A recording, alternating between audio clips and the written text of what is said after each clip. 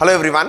Today we are here to discuss a very important topic, that is the nuclear power as a source of electricity for India, as the Indian government has clearly laid out a plan that we want to achieve 100 gigawatts of nuclear power in India by the year 2047. Let's try to have a look at the nuclear history of India and what were the major roadblocks in the full utilization of nuclear power in India. Let's try to understand. In fact, in the year 1950, when India became newly independent, India was one of the earliest third world nations which invested a lot in research about nuclear technology. And apart from research, we were also at the forefront to use the nuclear energy for the sake of peaceful purposes.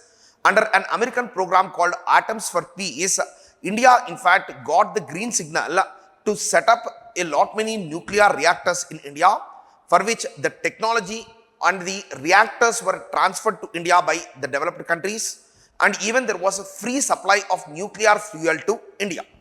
And under the leadership of Homi Jahangir Baba, we also planned a 3-stage nuclear program under which we wanted to use the thorium of India for the sake of electricity generation. Now, if we see this program, which was on a full swing during the era of Jawaharlal Nehru, it suddenly declined post that.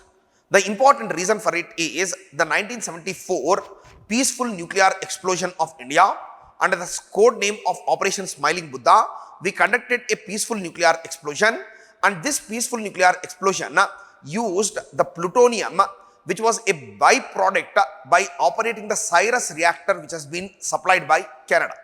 And once we have used the output of a nuclear reactor, which was supplied for peaceful purposes for the development of nuclear weapon, immediately there were sanctions against India, and our nuclear explosion led to the setup of an organization called Nuclear Supplier Group, which in fact stopped and put sanctions on supply of nuclear reactors.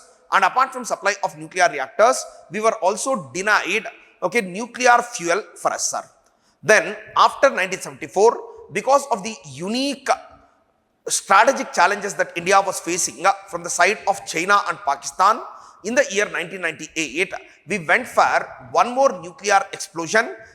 This time under the code name of Operation Shakti, we conducted a nuclear explosion at Pokhran in Rajasthan. And this nuclear reactor, further nuclear blast, further hardened the stance of the Western nations against India, and India was looked upon as an outcast and outlier in nuclear diplomacy. But all of this was meant to or set to change with the coming to power of Manmohan Singh, who negotiated and signed a very important deal called Indo-US Civil Nuclear Agreement, which is also called as 123 Agreement. And under this agreement, Indian nuclear commerce was mainstreamed. Even though India was not a signatory to Non-Proliferation Treaty, we have been given the status of a nation which is equivalent to a signatory of Non-Proliferation Treaty when it comes to nuclear supplier groups. So because of which reason, Indian nuclear trade and commerce, it got restarted. But unfortunately, there was one more roadblock for Indian nuclear commerce, that is a civil nuclear or civil liability for Nuclear Damages Act, which was passed in India in the year 2010.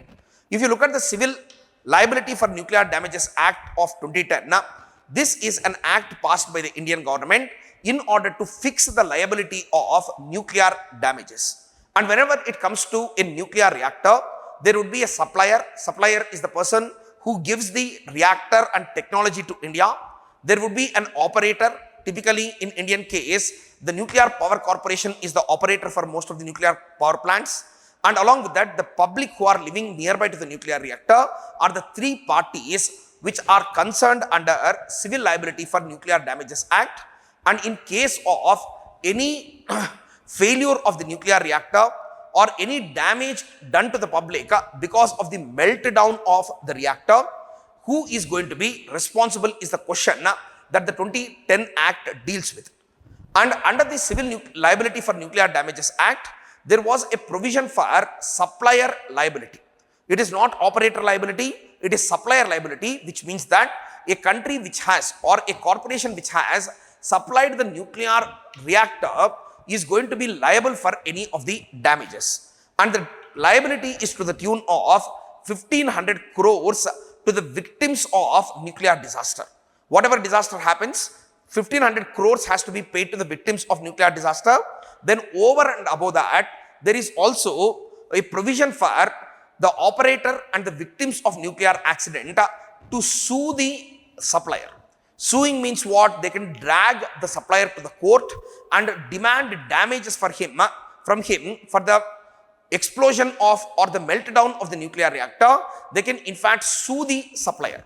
And this provision is a significant roadblock primarily because many of the Western nations and their nuclear reactor companies, they were not interested in setting up nuclear reactors in India, primarily because they were very afraid of this liability clause. Because this liability clause doesn't follow the international standards, and the international standard on the same is the International Convention for Supplementary Compensation for Nuclear Damages, in which the supplier is not completely or only held responsible for nuclear damage.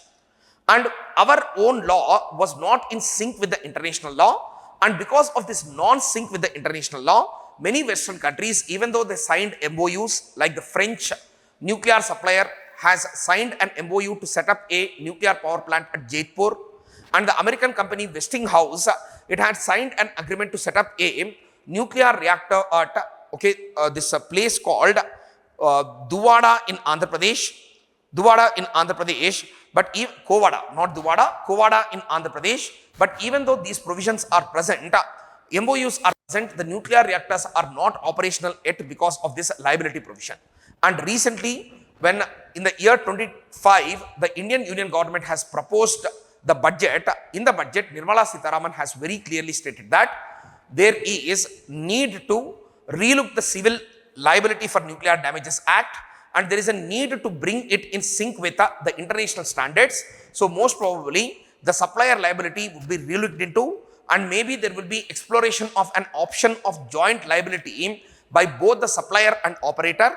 So we have to wait and see for the amendment, but most probably an amendment is going to come, and if the amendment comes, then naturally it will be a green signal for the multinational corporations which supply nuclear technology, which will in fact definitely help us in achieving our 100 gigawatt target by 2047.